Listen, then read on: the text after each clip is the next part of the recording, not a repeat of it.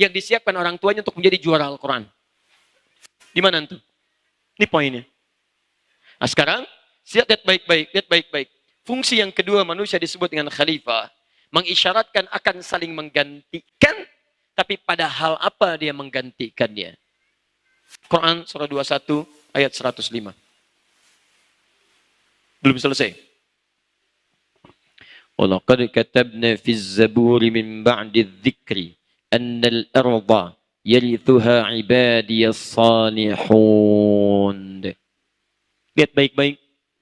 Inni ja'ilun fil ardi annal arda. Pertama, saya jadikan manusia itu di bumi sebagai khalifah. Di bumi.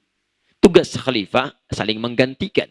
Dalam hal apa menggantikannya? Ternyata bukan cuma urusan masalah dunia. Tapi Masya Allah. Annal arda yarithuha ibadiyas salihun.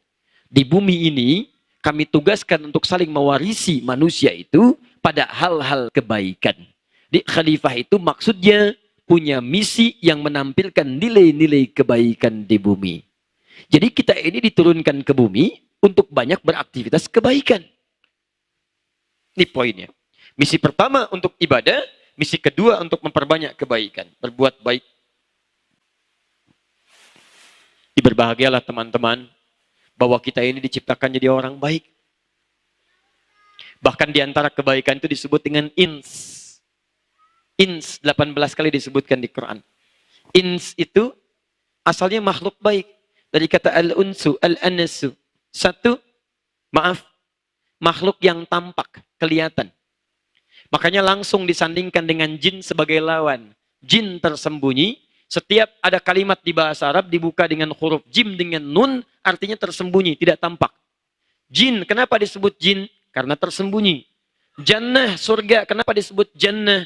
Jim dengan nun, karena belum nampak dalam pandangan kita sekarang. Janin, dalam perut perempuan, kenapa disebut janin? Karena tidak nampak dalam pandangan kita. Coba kalau janinnya kelihatan. Janin, Masya Allah, repot itu kehidupan. Tidak nampak. Dan disandingkan dengan ins. Jin, ins. Jin, fitrahnya tidak nampak. Tersembunyi. Itu fitrahnya. Jadi kalau ada jin melakukan penampakan, itu jin sedang keluar dari fitrah. Sedang punya masalah. Sedang punya masalah, ingat baik-baik itu. Ya, jangan diganggu. Kalau yang sedang punya masalah diganggu, tambah masalah nantinya. Jelas ya? Lawannya ins. Ins itu nampak. Makanya ketika bayi manusia mulai lahir, kelihatan. Nampak bayinya.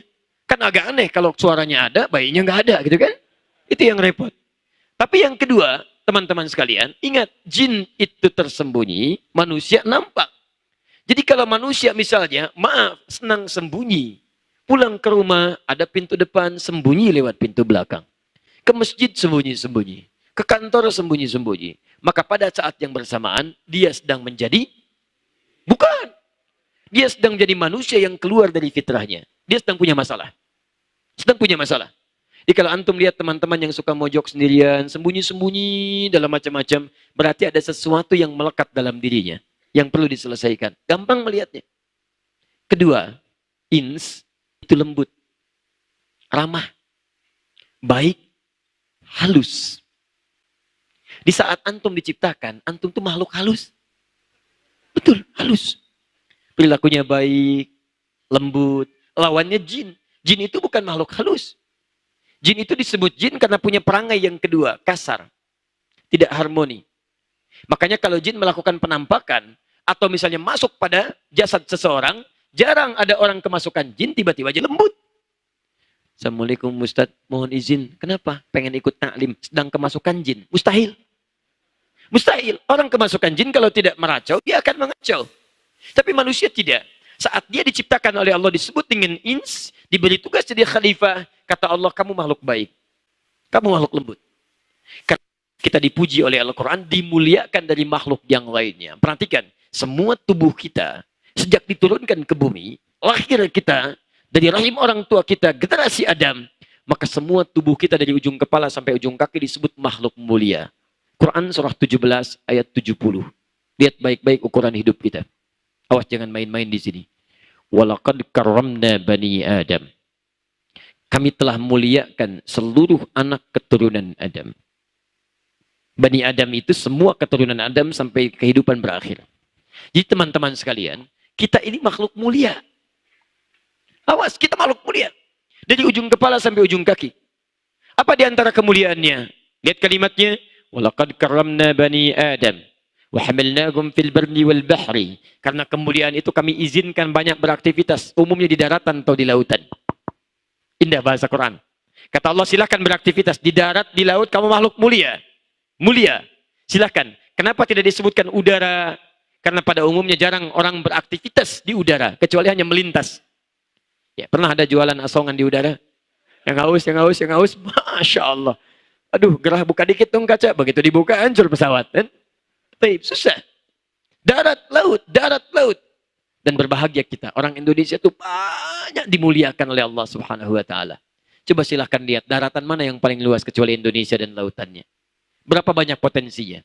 Kata Prof. Mansur, Ahmad Mansur Surya Negara, orang tua kita semua, yang beliau tinggal di Bandung itu, menulis buku namanya Api Sejarah tuh. Di jilid yang pertama, warnanya hitam, terbitan Surya Madani, halaman 19, posisi paling kanan sebelah atas, paragraf kedua baris 1 sampai 3. Indonesia itu daratnya 2 juta kilometer persegi.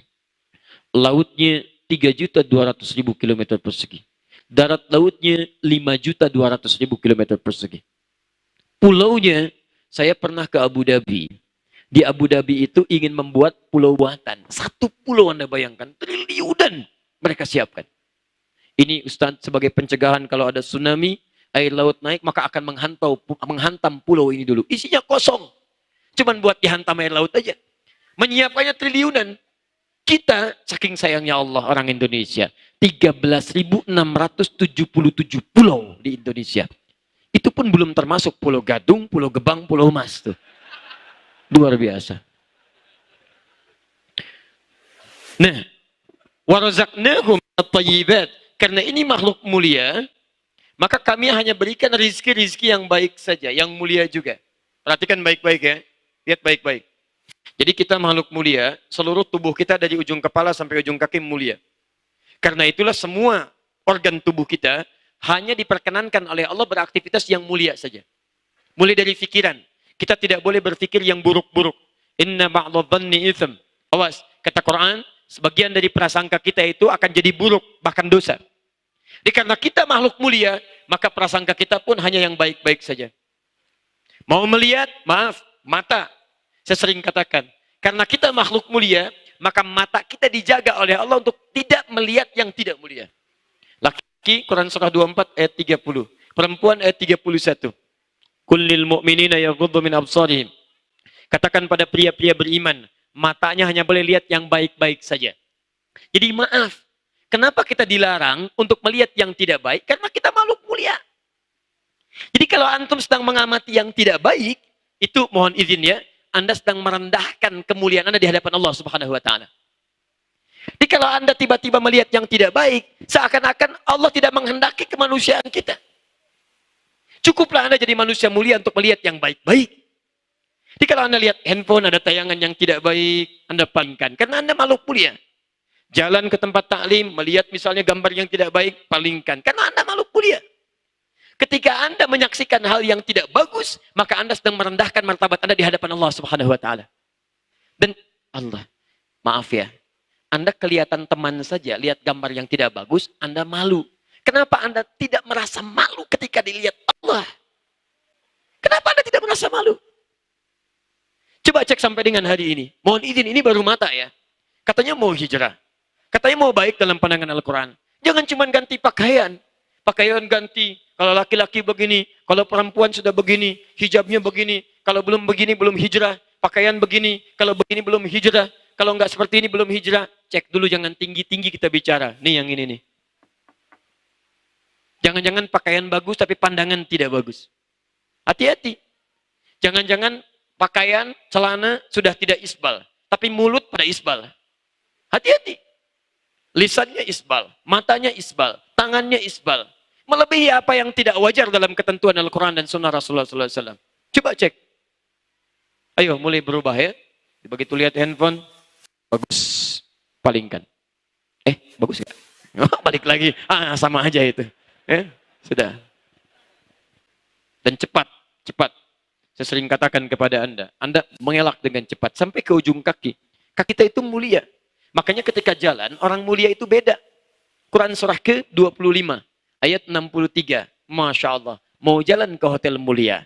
Orang mulia, lain cara jalannya. Wa ibadur rahmanil ladzina yamshuna 'alal ardi hauda. Hamba Allah yang penyayang itu, kalau jalan-jalannya tawadhu, tidak sombong. Tawadhu. Dan disebut hamba Allah yang penyayang. Jadi kalau Anda kemudian jalan, kaki Anda dipakai sombong, saat yang bersamaan Anda tidak diaku oleh Allah sebagai hamba Allah yang penyayang. Anda tidak diaku orang tua, Anda bisa kecewa. Siapa yang tidak merasa kecewa kalau tidak diaku hamba oleh Allah? Ayo. Para pendosa saja kalau tobat disebut hamba Allah. Quran surah ke-39 ayat 53. Ini dosa sedemikian besar. Qul ya ibadiyalladzina asrafu ala anfusihim la taqnatu min rahmatillah. Katakan Muhammad pada hamba-hambaku yang merasa banyak dosa tapi mau taubat. Jangan putus asa dari rahmat Allah. Ini orang sombong. Jadi begitu dia sombong tidak mau bertobat, tidak diaku. Makanya setan, iblis, ketika dia merasa sombong daripada Adam, ana khairun minhu, khalaqtani min narin wa khalaqtahu min tin. Saya lebih hebat daripada Adam. Kau ciptakan saya dari api, dia dari tanah. Tidak levelnya. Yang dicipta dari api nyembah, sujud kepada yang dicipta dari tanah. Tidak diaku oleh Allah. Ukhruj, keluar. Keluar. Kamu bukan bagian dari hambaku yang taat. Keluar, pergi.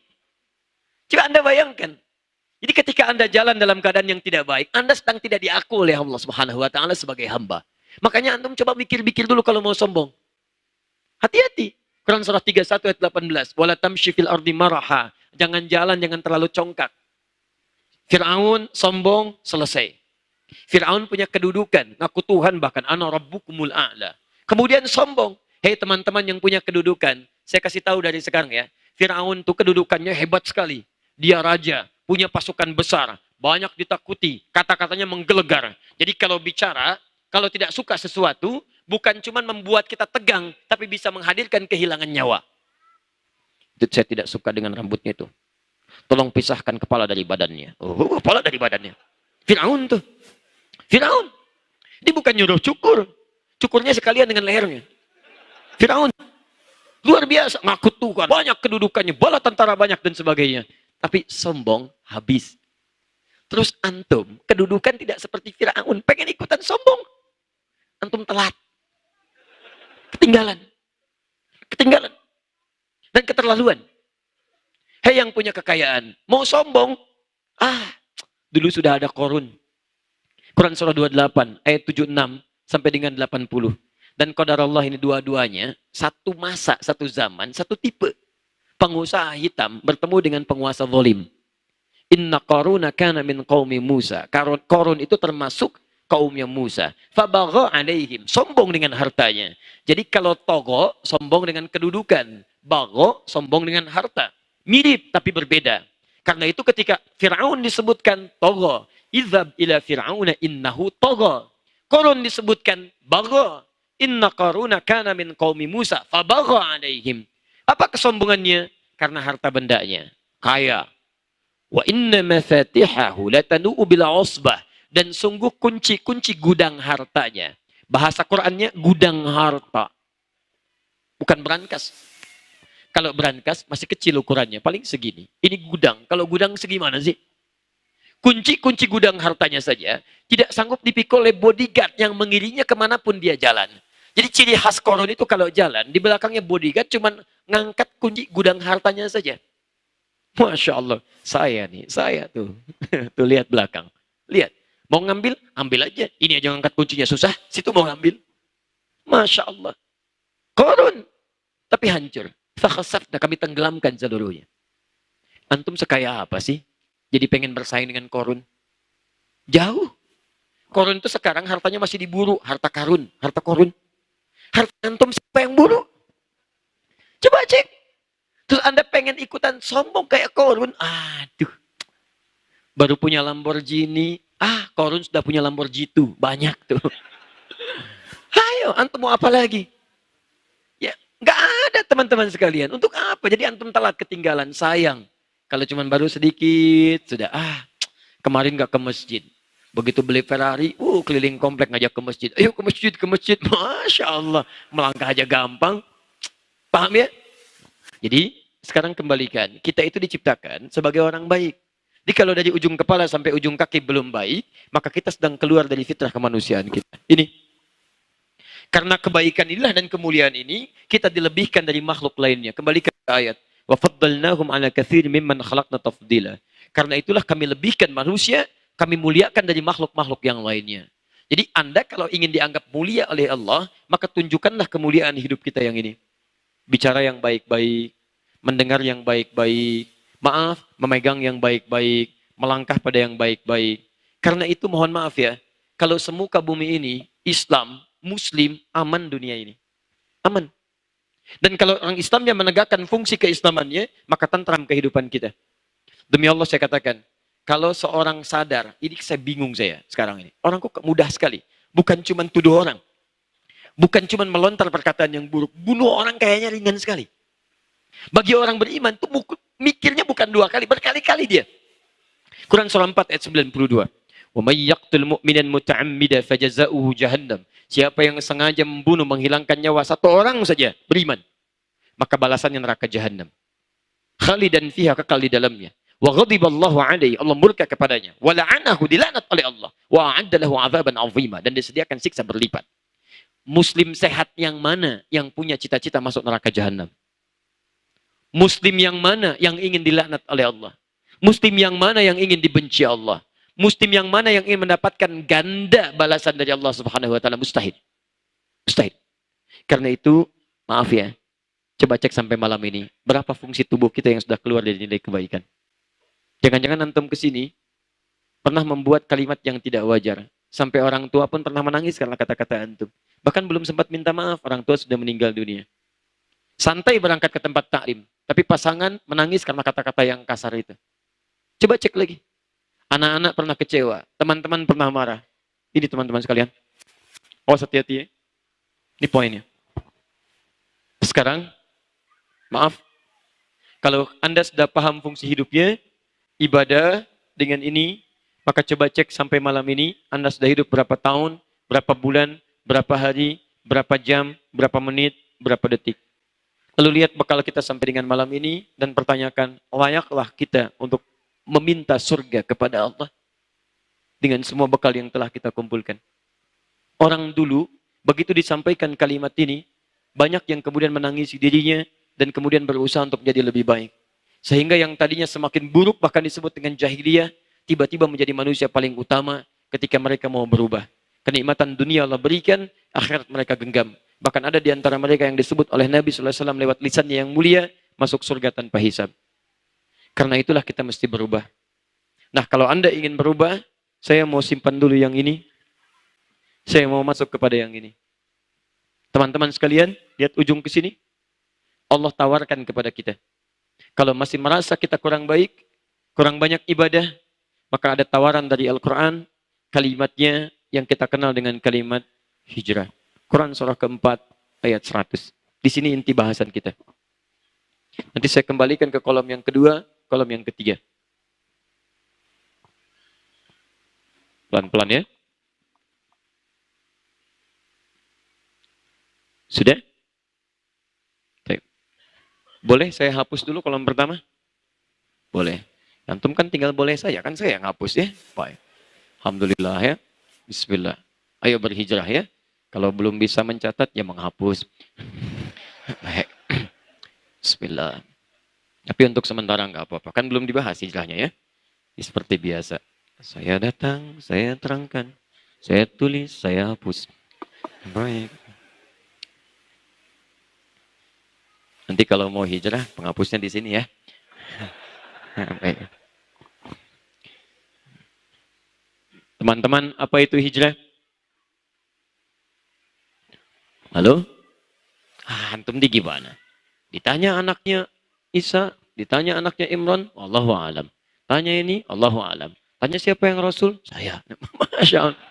Ditanya hijrah, nggak dijawab. Apa itu hijrah? Baik, lihat baik-baik. Hijrah, akar katanya dari kata kerja hajara, yuhajiru, muhajaratan. Tolong fokus baik-baik ya, karena saya tidak akan mengulang. Setiap detik itu amat bermanfaat karena kita menuju kepada situasi malam. Ya, lihat sini. Hijrah, ha, jim, ra, ta. Ini bentuk sifat keterangannya. Ada dua kata kerja dari kalimat ini. Pertama, tanpa alif, hajara. Yahjuru, hasilnya disebut dengan hijrah. Yang kedua, hajara. Ada alifnya. Hasilnya disebut dengan muhajarah. Orangnya muhajirin. Kalau ini orangnya hajir. Kalau ini muhajir. Jamanya muhajirin. Paham? Hijrah. Ini kata dasarnya hajara. Yang ini pakai alif. Hajara. Sekarang perhatikan. Baik yang ini ataupun yang ini memiliki kesamaan makna, yaitu berpindah pada keadaan yang lebih baik. Saya ulang. Berpindah pada keadaan yang lebih baik menurut Allah Subhanahu wa taala. Berpindah pada keadaan yang lebih baik menurut Allah Subhanahu wa taala. Jadi bukan pindah biasa. Kalau cuman pindah biasa, baik menurut kita, belum baik menurut Allah, itu orang Arab menyebutnya dengan intiqal, pindah.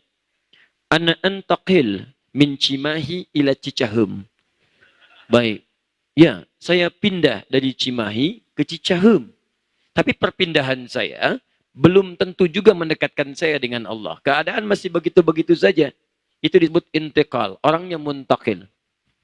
Tapi kalau Anda pindah pada keadaan, kalau saya sebut keadaan, tidak harus pindah tempat. Anda tetangga masjid, dekat dengan masjid. Anda muslim, tapi Anda nggak pernah mau ke masjid misalnya. Tiba-tiba ada sentuhan hati pada diri Anda, memutuskan untuk mulai berangkat ke masjid. Maka saat Anda mulai ke masjid, sekalipun Anda tidak pindah rumah, itu Anda sedang berhijrah kepada Allah Subhanahu wa taala. Jadi jangan selalu diartikan hijrah itu pindah tempat, belum tentu. Paham ya? Kecuali kalau di tempat Anda menetap, sulit situasinya untuk berubah lebih baik karena Allah. Mau sholat susah, mau baca Al-Quran diintimidasi, kadang-kadang diinterogasi, tidak sedikit yang dieksekusi, berat keadaannya. Seperti saat keadaan Nabi di awal periode Mekah. Maka berhijrah ke tempat yang lebih baik untuk mendekat kepada Allah. Paham? Baik. Misal, antum bekerja nih, gajinya misalnya 1 juta. Kemudian pindah tempat kerja, naik nggak tanggung-tanggung, gajinya langsung 100 juta. Hijrah bukan? Belum tentu, jangan langsung hijrah aja.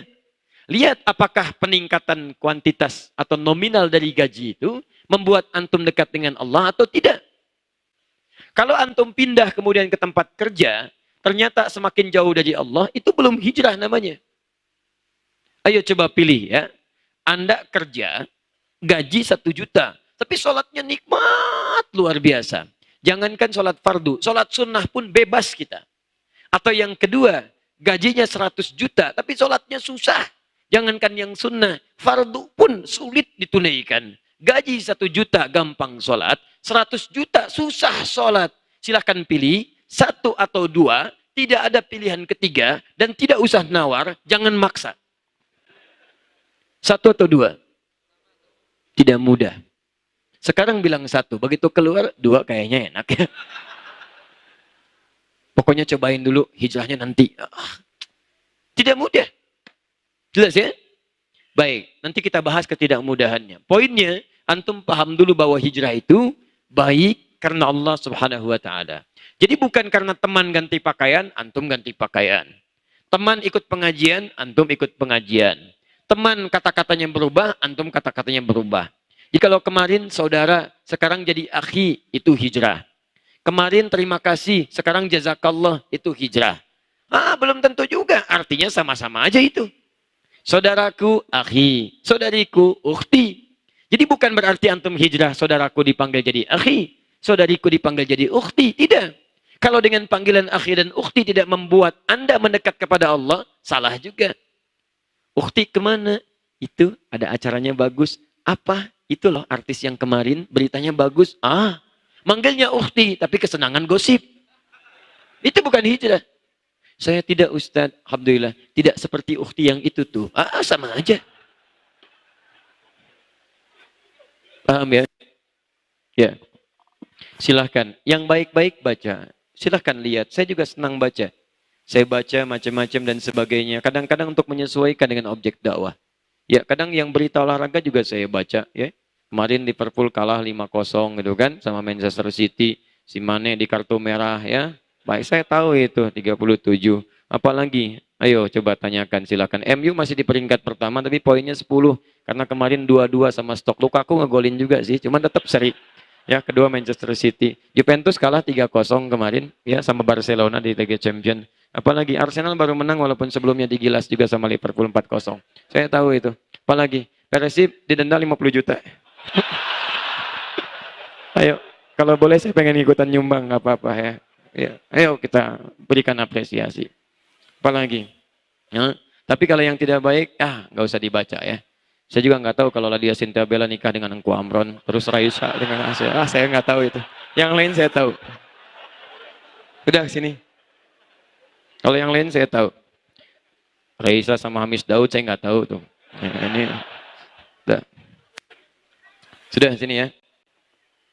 Paham? Nah, saya kembalikan. Lihat sini. Kita kembali ke kata kerja. Saya mau Anda paham betul ya. Saya tidak senang Anda menerima informasi, tapi Anda tidak mengerti maksudnya. Lihat sini. Ini saya kotaki. 1, tanpa alif. Kedua, pakai alif. 1, hajara. 2, hajara. Kalau kalimatnya menggunakan yang pertama, hajara. Yang kedua, hajara. Pakai alif. Cepat mana bacaannya? 1 atau 2? 1. Hajara. Cepat. Panjang mana bacaannya? 2 atau 1? 2. Hajara. Panjang. Lihat baik-baik ya. Saya ajarkan sedikit rumus filologi dalam bahasa Arab. Di bahasa Arab itu cukup unik. Sangat unik. Setiap huruf atau harakat itu punya arti. Arti. Bahkan titik itu sangat menentukan. Hilang 1 titik bisa berubah bacaan. Coba lihat. Huruf seperti ini. Dikasih titik 1. Jadi apa? Fa. Dikasih titik 2. Jadi apa? Qaf. Dihilangkan titiknya. Jadi apa? Tuh. Beda ya? Sekarang perhatikan sini. Kalau ada kalimat. 1 pakai alif. Yang kedua tidak menggunakan alif. Maka yang tidak menggunakan alif. Hukum bacaannya dibaca cepat. Yang menggunakan alif dibaca panjang. Itu kita pahami dengan baik. Tapi dalam esensi maknanya. Dalam fikul lughah, yang tidak menggunakan alif itu menunjukkan sesuatu yang berproses dengan cepat. Hampir tidak ada banyak hambatan di jalannya. Sehingga Anda mengucapkannya pun cepat. Hajara, hajara, hajara. Itu cepat. Tapi kalau satu kalimat ditambah dengan alif, khususnya di huruf pertamanya jadi hajara. Ini selain kalimatnya dibaca panjang juga menunjukkan bahwa proses dari pekerjaannya itu tidak mudah dikerjakan. Kadang-kadang butuh proses yang cukup panjang. Kadang berliku. Lihat baik-baik. Kata kerja kalimat hijrah dalam Quran, termasuk dalam hadis, itu umumnya seringkali menggunakan bentuk yang kedua dibandingkan bentuk yang pertama. Silakan teman-teman lihat. Hajaro, bentuk progresifnya, yuhajiru. Kalau yang ini, hajara yahjuru. Ketika Anda akan mulai berproses berpindah, mendekat kepada Allah, kalimat Qur'annya menggunakan alif. Hajara. Ini menunjukkan kalau Anda ingin berhijrah kembali kepada ketentuan Allah, tidak mudah untuk dilakukan. Kadang-kadang ada proses yang menghadirkan tantangan bagi kita untuk menguji kesungguhan kita berhijrah. Quran surah keempat ayat 100. Kita ambil pembuktiannya. Awas, kadang-kadang kelihatan sederhana, tapi ketika dialami prosesnya, Anda baru sadar. Ini maksudnya. Quran surah 4 ayat 100, paling kiri sebelah bawah. Bismillah. Wa man yuhajir fi sabilillahi. Wa man, dan siapapun. Masya Allah. Saya berkali-kali mengungkapkan kalimat man ini. Di tempat ini. Kalau disebutkan man, itu ismun mausulun yadullu ala al-amiyah. Huruf sambung konjungsi ismun mausul. menunjuk pada subjek atau objek sekaligus tanpa batas. Laki-laki, perempuan, tua, muda, besar, kecil. Kata Quran, lihat kalimatnya. Masya Allah. Saya itu selalu bersyukur ya. Bahwa Allah itu kalau memberikan sesuatu, itu dengan sifat adilnya, selalu luas pemberiannya. Ketika Allah meminta kita berhijrah, tidak diberikan batas. Kata Allah, siapa yang mau berhijrah, ayo. Saya tidak akan batasi. Mau kamu orang yang merasa paling soleh, mau yang merasa paling banyak dosanya, berlumur dengan dosa yang luar biasa. Kamu besar, kamu kecil, kamu tua, muda, laki-laki, perempuan. Kamu ingin berhijrah, saya beri kesempatan. Saya beri kesempatan. Wa may yuhajir fi sabilillah. Dan siapapun yang mau berhijrah kembali pada jalan Allah. Lihat, ketika disebutkan hijrah, kalimat jalan Allah kembali. Karena saat kita diciptakan, tugas kita itu memenuhi ketentuan Allah. Berjalan di jalan Allah. Jadi kalau Anda tidak ibadah, Anda bersikap mulia. Nah sekarang, pernah nggak Anda berjalan keluar dari jalannya Allah? Harusnya Anda di track ibadah, tiba-tiba Anda keluar. Harusnya Anda di track kemuliaan, tiba-tiba Anda melakukan sesuatu yang hina. Anda harus kembali ke jalan Allah. Makanya ketika Anda mau kembali, wa may yuhajir fi sabilillah. Siapa yang mau kembali ke jalan Allah berhijrah? Kalimat hijrahnya menggunakan alif, yuhajir. Pertama berita baiknya, itu menggunakan ya. Mudhari, present, continuous, future. Tawaran hijrah berlaku kapanpun. Kamu sekarang mau hijrah, hijrah. Besok mau hijrah, hijrah. Nanti mau hijrah, hijrah. Silakan. Terbuka sampai kapanpun. Tapi ingat baik-baik. Ketika Anda akan kembali kepada jalan Allah untuk membuat kebaikan-kebaikan, itu kadang memerlukan proses. Yang dengan proses itu akan diuji kesungguhan kita, apakah serius kembali kepada Allah atau tidak. Ini. Di teman-teman ingat baik-baik ya. Anda yang biasanya kumpul-kumpul, tiba-tiba sekarang mau ikut kajian, mau ikut taklim. Apa dikira akan langsung ikut taklim? Belum tentu. Anda akan mikir dulu, nimang-nimang dulu. Kumpul apaan sih? Taklim. Taklim itu apa sih? Saya juga belum tahu. Sekalian ke sana yuk. Tanya. Siapa ustadznya? Si fulan. Pokoknya lihat aja dulu. Lihat. Awal-awal karena belum biasa. Mojok-mojok dulu. Dengar-dengar dulu. Lihat-lihat dulu. Masya Allah. Sama. Mau sholat. Lihat tadi. Sholat. Fardu itu biasa. Biasanya apa? Biasa ditunaikan. Kapan ditunaikan? Kadang terlambat. Sekarang mau berjamaah ke masjid. Tidak mudah. Tidak mudah. Bagaimana proses tidak mudahnya?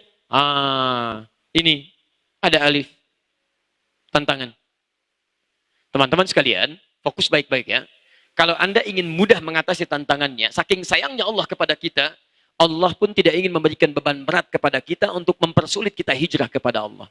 Maka diberikanlah keterangan, ini jenis tantangan yang akan kamu hadapi saat akan hijrah. Ada A, ada B, dan seterusnya. Nah, kebanyakan orang itu tidak bisa berhijrah menjadi baik, bukan karena nggak bisa jadi orang baik, karena dia tidak mempelajari tantangannya. Karena dia tidak mempelajari hambatannya. Karena tidak belajar, akhirnya ketika dia terhambat, dia tidak siap menghadapinya. Tantangan pertama, saya cepat. Karena ada setan. Ini. Faktor pertama. Ya, kalau tidak ada setan, mungkin lebih mudah jalan kita untuk berhijrah. Tapi di sini, kehidupan kita ketika turun, ada setan yang sudah mengikrarkan jadi musuh untuk seluruh anak cucu Adam. Setan asalnya iblis. Iblis asalnya jin yang fasik.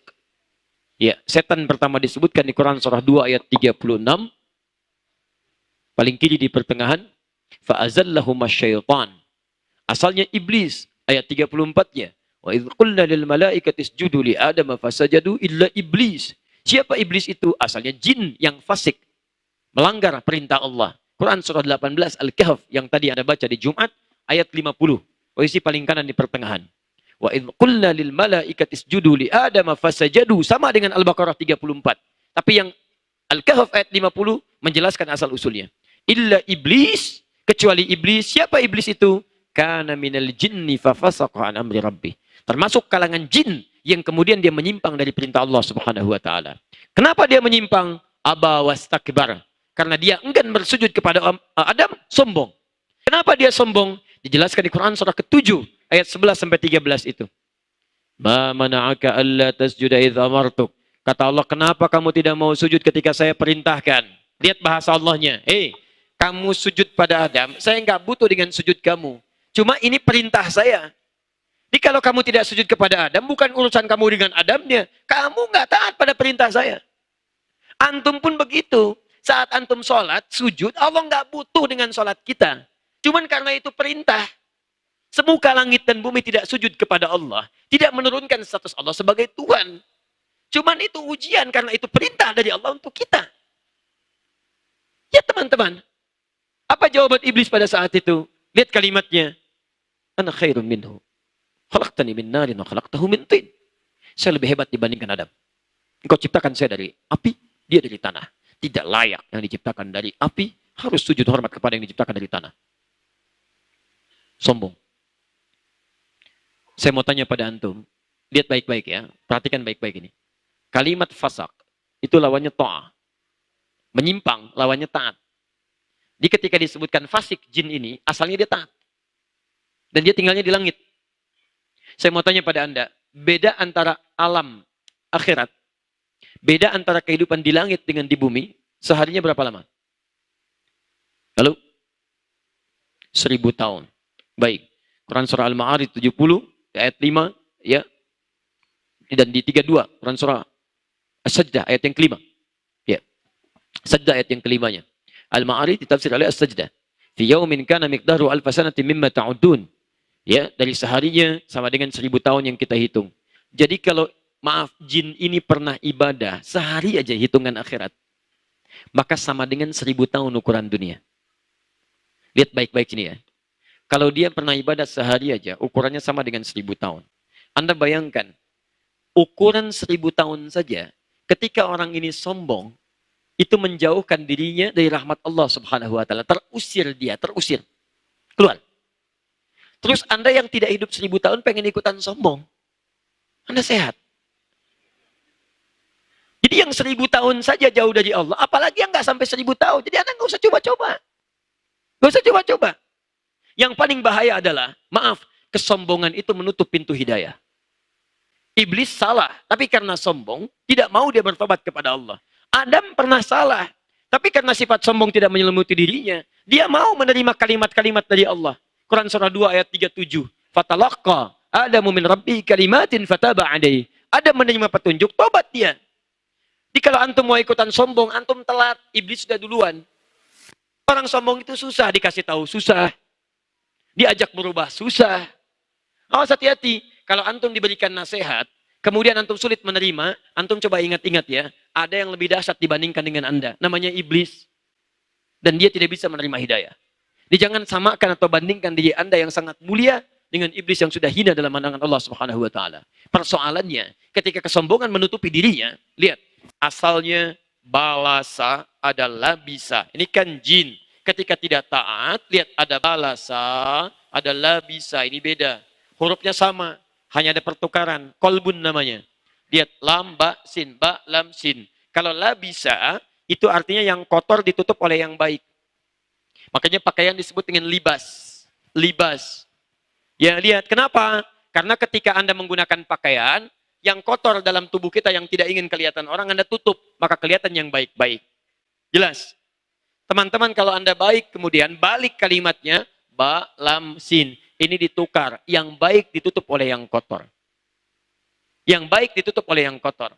Objek yang tertutup disebut dengan iblis. Kenapa iblis disebut dengan iblis? Karena asalnya kebaikan-kebaikan itu ditutup oleh kesombongannya sehingga tutup semua kebaikannya. Tinggal yang kotor-kotornya. Karena tertutup, nih lihat, ini gelas. Ini gelas. Tulisannya Akhyar TV. Masya Allah. Tutup. Buka. Kalau ini terbuka, bisa nggak saya masukin spidol? Cuman nggak ada kerjaan. Lihat sini. Spidol masuk, kertas masuk, gula masuk, kopi masuk. Sekarang pertanyaannya, kalau saya tutup begini, bisa nggak saya masukkan spidol? Bisa nggak saya masukkan kertas? Jangankan yang halus, yang keras pun susah. Demikian kalau seseorang sudah tertutup dengan keburukan-keburukan pada dirinya, maka hidayah Allah sulit menembus pada dirinya. Mau halus datang, susah. Mau yang keras datang, susah. Kadang-kadang masih ada yang bisa menengok dengan cara yang keras. Masih ada. Tapi kalau iblis susah karena ada kesombongan melekat pada dirinya. Jadi kalau antum sudah melekat dengan keras, maka teguran keras pun tidak akan bisa menengok ke atas juga. Ada seorang mandor ingin mengingatkan bawahannya di bawah. Dia di tingkat paling 7, di atas, tingkat 7. Di bawah dia panggil bawahannya. Hei, gak kedengaran. Dia jatuhkan uang 1.000. Begitu jatuh, dikira akan nengok ke atas. Ternyata cuma diambil, lumayan. Nggak nengok, jatuhkan 100.000. Dikira nengok ke atas, malah senang. Wah, 100.000, masukkan lagi. Saking kesalnya, bawa batu kecil, dilempar dari atas. Tek, kena kepala helmnya. Begitu kena batu, baru nengok ke atas. Ada apa? Masya Allah. Kadang-kadang dalam hidup begitu. Antum dikasih uang, belum nengok juga kepada Allah. Dikasih mobil, belum nengok juga. Dikasih kedudukan, belum nengok juga. Dikasih sakit, baru. Ya Allah, ya Allah. Gaji telat 2 bulan. Ya Allah, ya Allah. Masya Allah. Uang belanja 3 bulan belum cair. Ya Allah, Mas. Hamba sudah tahajud. Sudah baca Quran. Sudah puasa. Kenapa masih sulit juga ya Allah? Kurang apa lagi? Kurang ingat. Kurang ingat. Tahajud baru 1 rakaat ya. Baca Quran 1 ayat, itu pun alif lam mim. Puasa siang buka. Nuntut banyak. Ini. Nah, celakanya ketika diturunkan dia, Adam diturunkan ke bumi, iblis dengan kesombongannya, dia nggak ngambil hidayah. Adam dahuluin saya tobat. Saya nggak mau kalah sama dia. Dia malah mengajukan kepada Allah permintaan. Ya Allah, saya ingin deklarasikan, berikan, lihat cara menerjemahkannya, lihat tafsirnya. Berikan kesempatan pada saya untuk membuktikan saya lebih hebat dibanding Adam. Belum kelar juga. Belum move on dia. Belum move on. Masih ingin tampil juga. Ini IQ-nya lebih daripada 200 kolam. Ya. Tunjukkan, beri kesempatan pada saya. Membuktikan diri bahwa saya lebih hebat dibandingkan dengan Adam. Saya mau ikut turun ke bumi, saya akan goda semua anak cucu Adam. Bukan cuma Adamnya aja. Kalau kemarin cuma Adam, itu pun saya masih menang. Tapi engkau anggap saya masih di bawah Adam. Saya ingin buktikan, berikan saya kesempatan, saya ingin ikut turun ke bumi, saya goda semua anak cucu Adam. Gak akan tanggung-tanggung. Dari depan saya goda, belakang saya goda, kanan saya goda, kiri saya goda. Wala tajidu aktsarahum syakirin. Dan saya pastikan tidak akan banyak yang bisa bersyukur atas nikmat yang telah engkau berikan. Maksudnya bersyukur tentang ibadah, bersyukur tentang kebaikan. Saya akan goda semuanya keluar dari rel ketuhanan itu. Fi sabilillah, keluar. Dia sudah berjanji. Nah, karena janji itulah kemudian Allah tegaskan, kalau kamu mampu silakan. Tapi saya pun akan bentengi anak cucu Adam dengan perisai-perisai yang tidak mudah kemudian engkau tembus dengan itu. Masalahnya nanti ada anak cucu Adam tidak pernah menggunakan perisainya atau sengaja mengundang iblis masuk dalam kehidupannya. Itu yang paling parah. Teman-teman, maaf. Ini tantangan pertama. Jadi antum mesti kenal ini. Kalau nggak tahu iblis, nggak tahu setan, bagaimana kita menghadapinya? Karena itulah kemudian Quran langsung mengatakan, ketika dia mengatakan saya akan goda, Quran membuat pernyataan di Quran surah kedua ayat 168. Ya ayyuhan nasu, nasai manusia. Kulu mimma fil ardi halalan thayyiba. Silakan cari makan di bumi itu yang halal dan baik. Wala tattabi'u khutuwati syaitan. Awas, jangan ikuti langkah-langkah setan. Innahu lakum aduwwum mubin. Sungguh setan itu bagi kalian musuh. Ingat, musuh yang nyata. Jadi kita punya musuh. Ketika antum akan berhijrah pun, antum akan berhadapan dengan musuh yang membuat Anda tidak mudah untuk kembali kepada ketentuan Allah. Allahu Akbar, Allahu Akbar. Jiwa kita mengatakan siap-siap, sudah azan. Siap-siap. Pernah ada getaran itu? Pernah. Begitu selesai azan, la ilaha illallah. Sisi lain mengatakan, tenang, baru azan, belum qomat. Pernah ada perasaan itu? Nah, itu baru azan.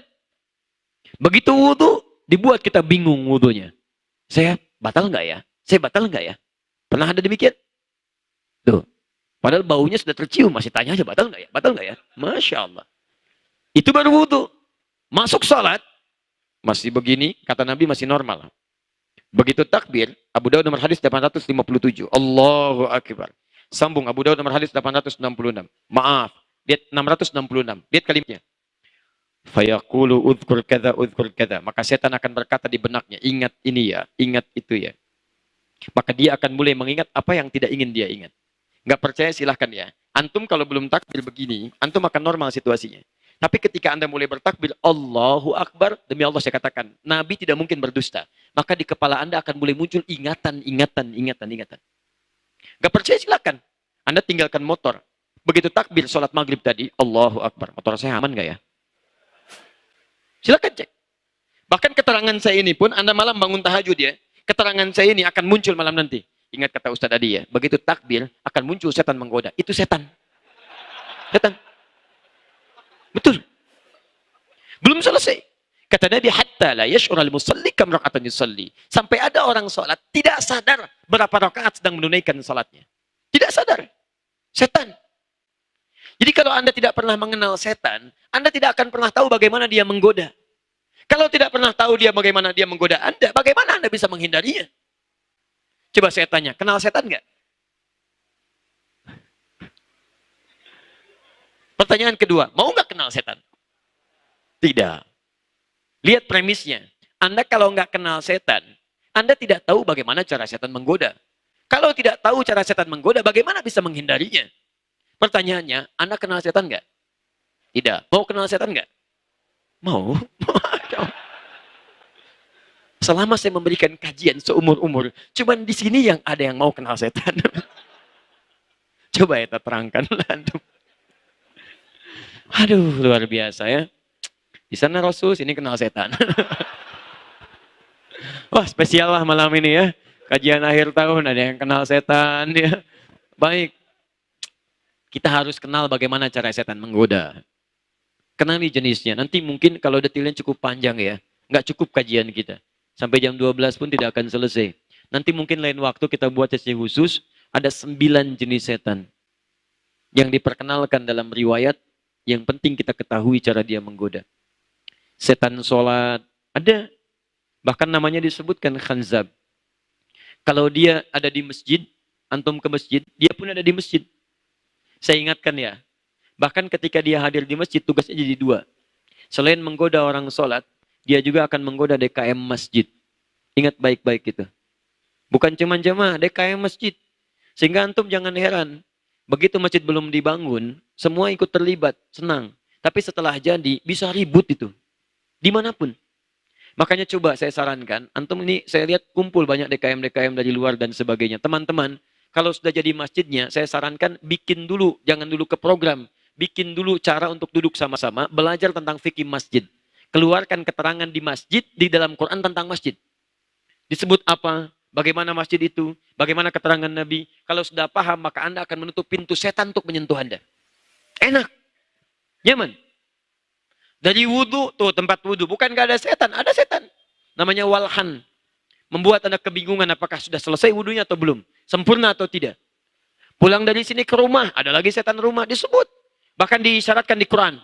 Fungsinya apa? Merusak kehidupan rumah tangga. Quran surah 2 ayat 102. Yufarriquna bihi bainal mar'i wazzawji. Setan-setan itu ada yang kerjaannya merusak kedamaian keharmonisan rumah tangga. Ada.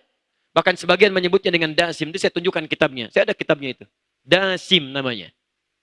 Perempuannya dasimah. Ya, rumusnya kan begitu. Antum masuk toilet apa doanya?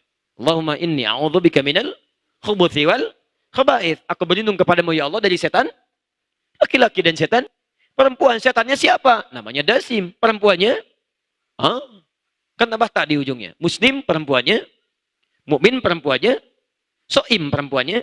Tuh kan? Lihat, dasim. Oh, makanya tidak mudah Pak, Bu. Silahkan cek di rumah. Kadang-kadang selalu ada masalah. Dan tidak sedikit masalah itu dibawa, dimunculkan oleh setan. Hati-hati.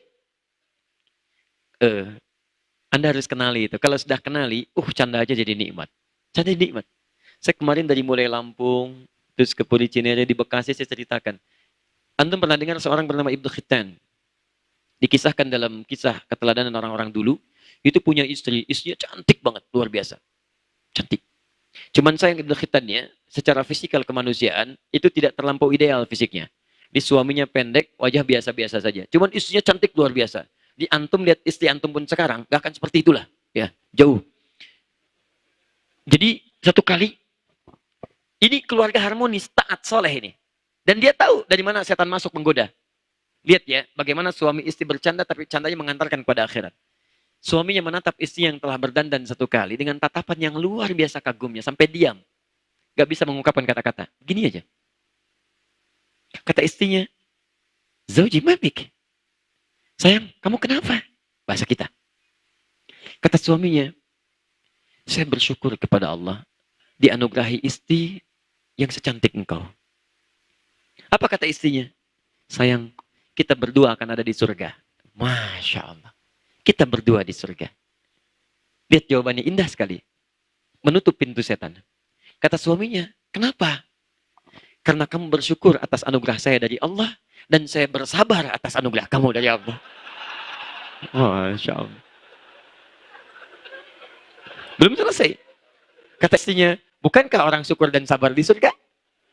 Masya Allah. Istri bersyukur, suami bersyukur dengan anugerah istri, istri bersabar dengan anugerah suami. Jadi, walaupun sedikit nyelekit isinya, tapi itu damai ke hatinya gitu. Karena dibuka dengan kalimat surga. Ya, coba lihat ketika antum punya masalah. Kadang-kadang kejadian 15 tahun yang lalu diungkap juga. Mama kenapa sih? Papa juga kenapa? Masih ingat nggak kejadian dulu? Masih ingat tuh. Masih diungkap. Kalau orang sudah paham bagaimana setan menggoda, hal-hal yang kadang-kadang kurang menyenangkan pun dikemas dalam kalimat yang lebih indah. Nikmat. Dan rumah tangga itu kadang-kadang tidak seperti yang kita bayangkan. Tidak mudah. Antum mau ke ta'lim aja pasangan, kadang-kadang ngusulkan banyak yang beda.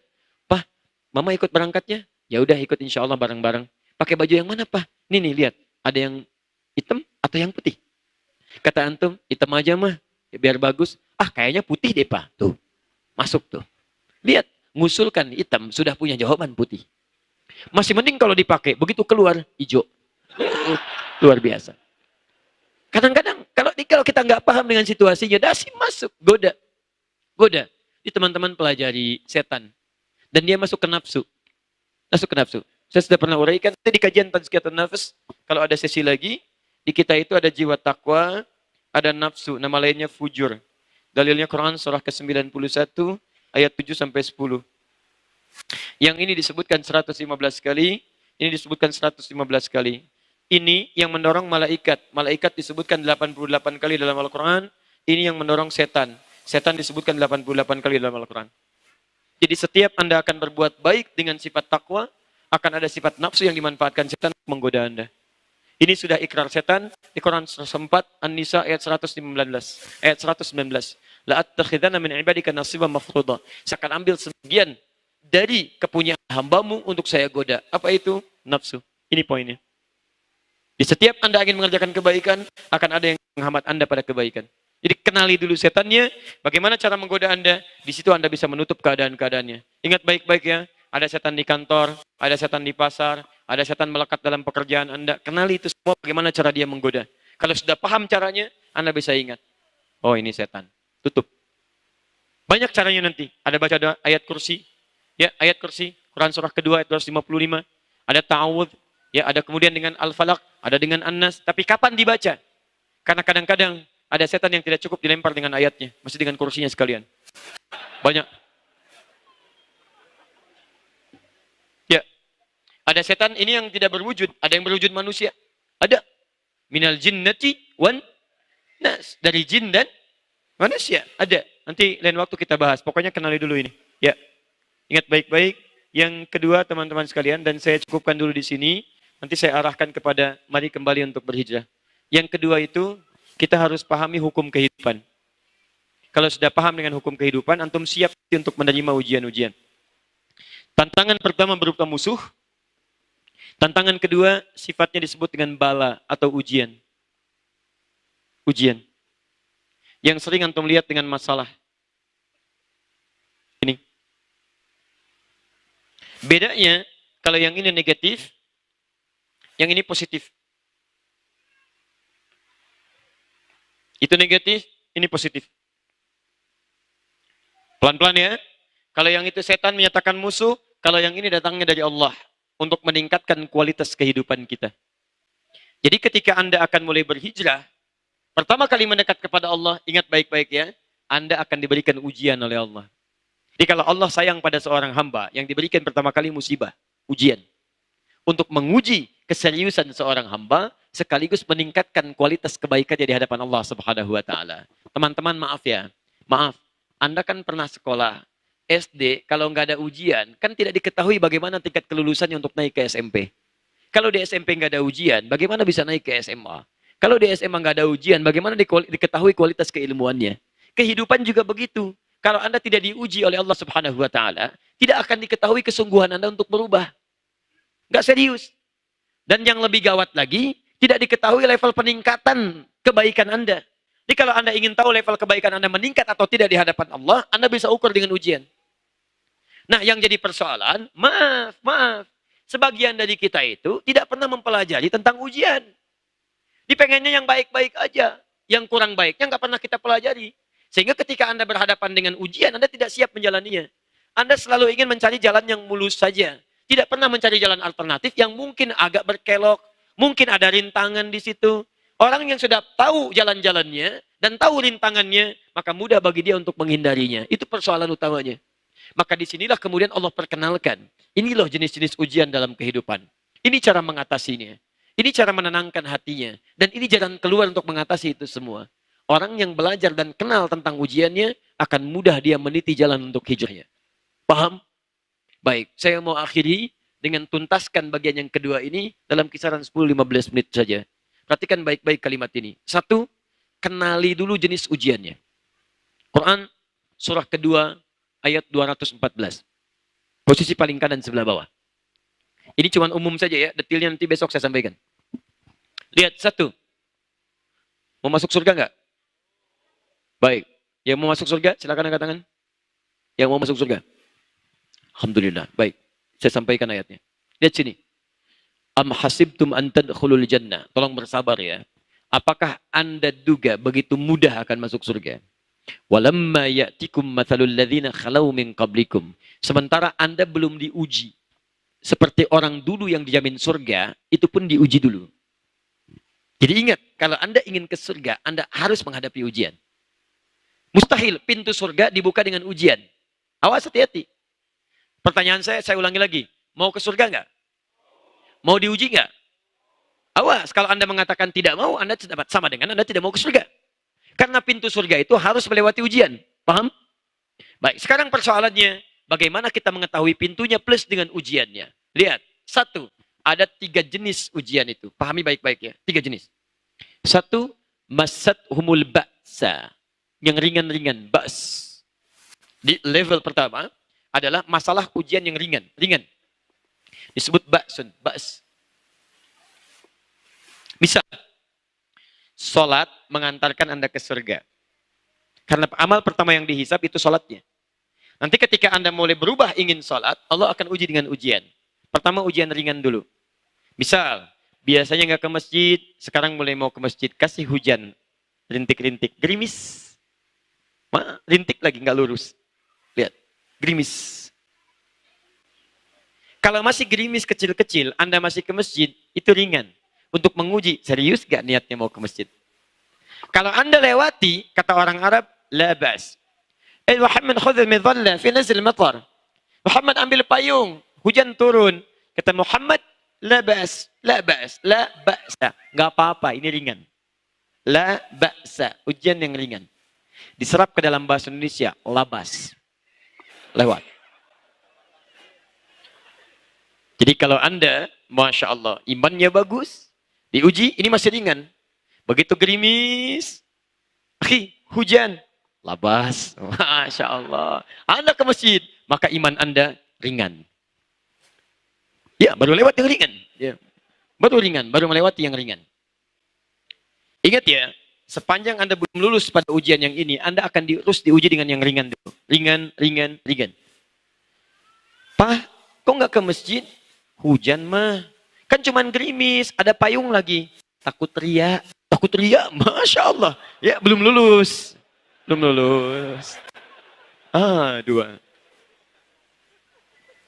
Lolos yang pertama, dicek. Lulus gak yang kedua? Lolos 1, belum tentu lulus yang kedua. Dharra. Masat humul ba'sa wa dharra. Dari kata dharrun. Sudah menyentuh ke fisik. Sudah memberikan dampak. Kasih deras. Hujan deras. Masya Allah. Wah, deras. Ke masjid juga enggak? Kalau antum masih bisa ke masjid, lulus antum pada yang kedua. Itu menandakan iman antum levelnya naik di hadapan Allah. Ya, coba cek. Nggak usah tunjuk orang lain. Diri kita aja. Kalau pada yang kedua kita belum ke masjid, maka level iman kita masih di yang pertama. Nanti Allah akan naikkan lagi terus supaya naik kita lulus dari situ. Kenali itu baik-baik. Kalau Anda sudah lulus pada yang kedua, maka Anda akan diberikan puncak ujian yang ketiga. Zilzal. Wa zulzilu. Hatta yaqula ar-rasul walladzina amanu ma'ahu mata nasrullah. Maka diberikan ujian yang menggoncang jiwa. Zilzal itu artinya gempa. Kalau gempa itu kan menggoyang kita, jadi kita nggak stabil. Berdiri kasih gempa jadi goyang. Nggak stabil kita. Limbung. Nah, ada ujian yang membuat kehidupan kita nggak stabil, limbung kita. Sampai-sampai kita mengatakan, mata nasrullah, ya Allah, kapan ini berakhir? Kenapa harus saya, ya Allah? Ada. Paham ya? Itu yang ketiga. Saya mau tunjukkan pada Anda. Kalau Anda berada di level yang ini, maka berbahagialah. Karena artinya iman Anda sedang berada di puncak. Allah ingin naikkan Anda pada level tingkat yang tertinggi. Kalau Anda sudah bisa mengatasi yang tertinggi, maka yang menengah dan kecil-kecil sudah tidak akan pernah berpengaruh lagi pada kehidupan Anda. Memang banyak menangis, tapi kalau air mata itu sudah terus mengalir sampai kering, maka ke depan tidak akan ada lagi ujian yang bisa mengalirkan air mata Anda lagi. Karena sudah kering. Cukup semua terlewati. Berbahagialah kalau malam ini Anda memang ikut taklim, tapi mungkin perasaan Anda sedang digoncang oleh banyak masalah. Membuat Anda gelap, membuat Anda kesulitan. Kadang-kadang larut dalam kesedihan. Teman-teman, bukan hanya Anda yang mengalami itu. Nabi pernah mengalaminya. Nabi itu dijamin surganya, tapi pernah juga bergoncang jiwanya. Ya, sahabat juga demikian. Bahkan lebih dahsyat dibandingkan dengan Anda. Tapi berita baiknya, kalau Anda berada di level yang ini, yakinkan pada diri Anda bahwa Anda itu sedang akan diangkat oleh Allah pada tingkat iman yang paling tinggi. Maka berbahagialah teman-teman sekalian, Anda berada level di atasnya. Demikianlah sesuai dengan niat berhijrah Anda. Kalau niat hijrah Anda pelan-pelan, ujiannya akan pelan-pelan. Kalau niat hijrah Anda setengah-setengah, ujiannya akan menengah. Tapi kalau Anda ingin total berubah, maka Anda akan diuji oleh Allah dengan tingkat yang ketiga. Ini tidak mudah. Anda terlibat dalam riba, tiba-tiba ingin meninggalkan riba. Wah, seketika Anda kehilangan banyak hal. Kemudian gaya hidup mulai diuji. Ingat baik-baik, kan saya selalu terangkan dalam hukum fisika. Bab ini akan bersinggungan dengan bab gaya. F1 sama dengan F2. Niat berhijrahnya sedikit, maka F2-nya pun sedikit. Gaya gerak sama dengan gaya dorong. Ringan, bunyi ringan. Keras, bunyinya keras. Apa yang masuk, itu yang keluar. Niatnya menengah, keluar menengah. Tapi ingat betul baik-baik hukum Pascalnya. Bahwa F berbanding lurus dengan P. Gaya berbanding lurus dengan tekanan. Jadi kalau Anda ingin bergaya dengan hijrah, Anda akan menghadapi tantangan-tantangan dan tekanan-tekanan dalam kehidupan. Sama, orang baik dapat tekanan, orang buruk pun dapat tekanan. Bukankah orang semakin banyak gaya semakin tertekan juga? Jadi kalau Anda bisa bergaya dalam kebaikan, kenapa Anda gaya dalam hal keburukan? Kalau Anda ingin percepat itu semua, bikin sigma F-nya. Sigma F sama dengan M dikali A. Masa kali percepatan. M-nya Anda punya modal masa, walas. Anda masih punya waktu, yang lain sudah meninggal. Coba lihat, banyak di antara mereka yang ingin kembali. Fa'asaddaqu akum minas salihin. Quran surah 63 ayat 9 sampai 10 itu. Ya Allah, beri masa lagi ya Allah. Beri masa lagi ya Allah. Beri masa, saya ingin kembali. Walaupun sekejap, saya ingin gunakan untuk beramal soleh. Anda masih punya waktu. Jangan tunggu besok, karena besok itu belum tentu hidup kita. Jadi kalau sadar diberikan kesempatan, cepat berubah. Cepat. Kalau perlu akselerasikan kali percepatan. Bukankah Abu Hurairah dulu mengakselerasikan diri?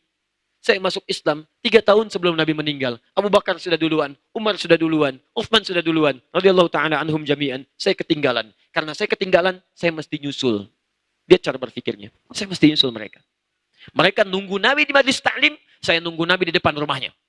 Jadi begitu Nabi keluar, saya lihat bagaimana keluarnya. Cara jalannya, cara senyumnya, cara nengoknya, cara macam-macamnya.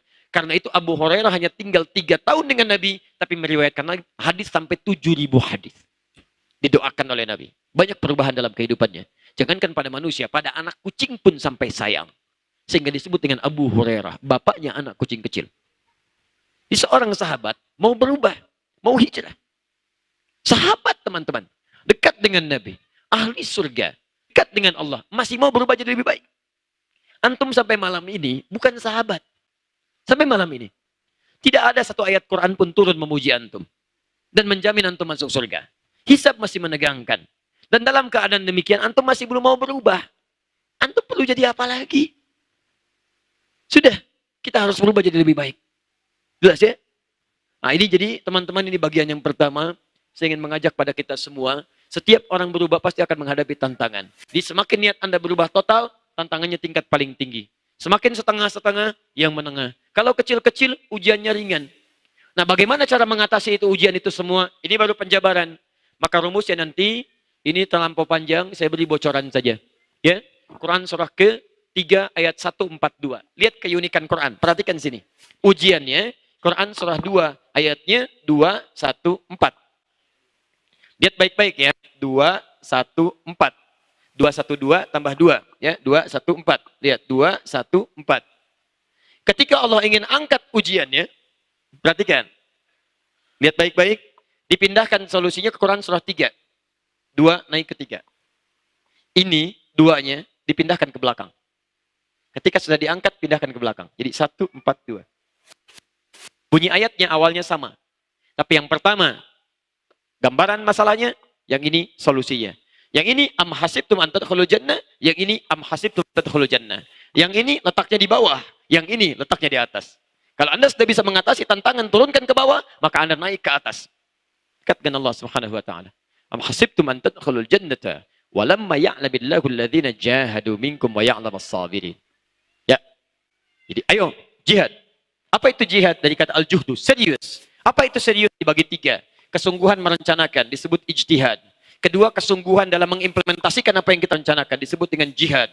Ketiga disebut mujahadah. Mujahadah, berusaha memerangi gejolak-gejolak jiwa ketika kita mengimplementasikan rencana-rencana kita. Besok saya mau subuhan di Grand Sharon mujahadah. Tiba-tiba mau berangkat, hujan turun. Aduh, hujan, atasi. Saya harus berangkat, saya harus berangkat, saya harus berangkat. Datang malas, lawan. Saya lawan, saya lawan, saya lawan. Paham? 3 hal itu. Dan sabar dalam menjalaninya. Sabar dalam menjalani. Ini secara cepat saja. Turunannya nanti kita bahas di sesi besok subuh dan malamnya. Karena ada kaitan dengan ini semua. Ya, bahkan masjidnya sama, mujahadah. Ya. Teman-teman, ini kalau sudah lewat yang terakhir, saya tutup yang terakhir. Ini supaya meringankan kita saat berhadapan dengan ujian. Dan ini kalimat terakhir yang saya sampaikan. Quran surah kedua ayat 286. Ditambah Quran surah kedua ayat 155. Lihat baik-baik ya. Jadi kalau antum sedang dapat ujian, selain berencana mengatasinya, juga Anda mesti punya konsep ini. Supaya tenang. Tenang. Lihat baik-baik. 1. Quran surah 2 ayat 155. Posisi paling kiri sebelah atas. وَلَنَبْلُوَنَّكُمْ بِالشَّيْءِ.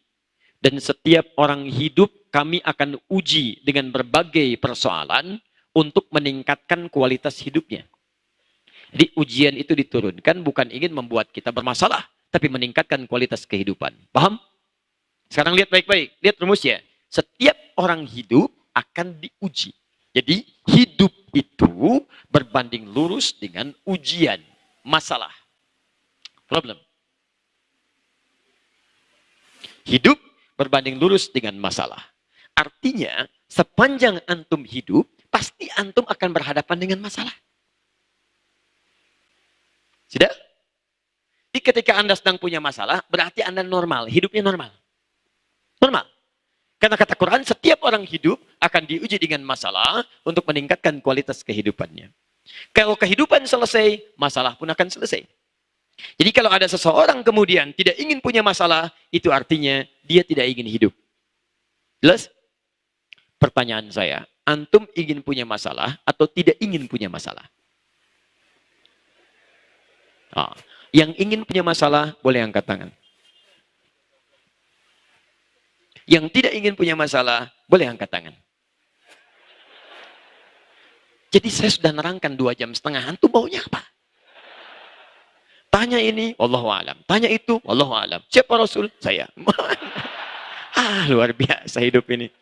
Hebat. Kenal setan? Kenal. Apa maunya sebetulnya? Aduh, semakin malam semakin agak bingung saya. Lihat, antum gak bisa milih. Memang saya tahu pengennya hidup, tapi gak punya masalah. Tapi nggak bisa teman-teman. Begitu Anda ingin punya masalah, takut tidak selesai. Begitu tidak ingin punya masalah, takut tidak hidup. Kan? Persoalannya adalah, persoalannya jawaban Anda menunjukkan pemahaman Anda, bagaimana kita menghadapi kehidupan. Jadi kalau Anda tidak siap dengan masalah, bagaimana mengatasinya? Gak ada masalah. Siapa yang ingin punya masalah? Saya. Sudah, angkat tangannya. Saya. Justru dengan masalah itu kehidupan kita meningkat. Dengan ujian itu prestasi kita meningkat. Dengan masalah itu pahala datang. Kalau antum nggak pernah diuji, kapan dapat pahalanya? Lihat, sabar itu ada ketika ada marah. Kalau nggak ada marah, nggak akan ketahuan sabar. Nggak akan mungkin ujuk-ujuk mengatakan pada teman, nggak ada peristiwa, nggak ada hujan, nggak ada angin, nggak ada kilat. Sabar ya, sabar. Sabar kenapa? Anda pun akan bingung. Kenapa saya disuruh sabar? Sabar, sabar. Kenapa? Sabar. Jujur itu nggak ada kalau nggak diciptakan bohong, dusta. Maaf, tawadu itu tidak akan muncul kalau tidak ada sombong. Di masalah itu dibuat supaya Anda dapat pahala. Kehidupan Anda meningkat, kualitas Anda pun meningkat. Sekali lagi, siapa yang ingin punya masalah? Begitu. Ya sudah, banyak persoalan malam ini. Sudah. Nah, dua, ini penutupnya. Kalau antum sedang punya masalah, lihat rumus Qurannya. Ini sekedar menenangkan dulu hati kita. Walaupun masalahnya belum selesai, tapi hati kita bisa tenang. Jadi kalau antum merasa masih manusia, ketika ada masalah, antum merasa, oh, berarti saya masih hidup. Normal hidup saya. Sudah. Nabi aja punya masalah. Masa saya yang bukan Nabi tidak ingin punya masalah? Rasul aja diuji. Masa saya bukan Rasul, saya nggak mau diuji? Nah, cara menenangkannya, lihat. La yukallifullahu nafsan. La yukallifullahu nafsan illa wus'aha. Kedua, katakan pada diri Anda. Allah tidak mungkin menguji hambanya di luar batas kemampuannya. Bahasa kerennya, saya pasti bisa. Saya pasti bisa. Itu. Dipakai oleh orang Jepang sekarang.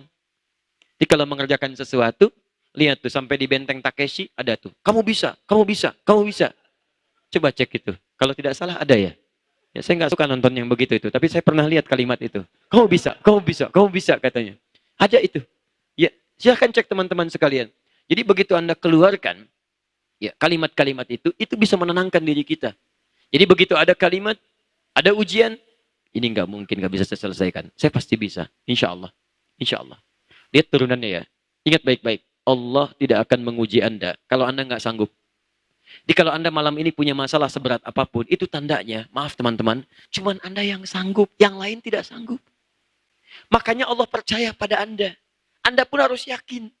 Kalau Anda tidak sanggup, Allah nggak akan titipkan kepada Anda. Cuman Anda yang bisa, yang lain tidak. Cuman Anda yang bisa. Jadi jangan mengeluh. Kalau ada ayat tentang keluhan, saya pertama kali orang yang akan mengeluh. Cuman Anda yang mampu, yang lain tidak. Jangan katakan dengan keluhan. Ya Allah, kapan akan berakhir ya Allah? Kenapa mesti saya? Why me? Kata Allah, why not? Kenapa tidak? Ya, sudah. Ayo lakukan, lakukan, lakukan.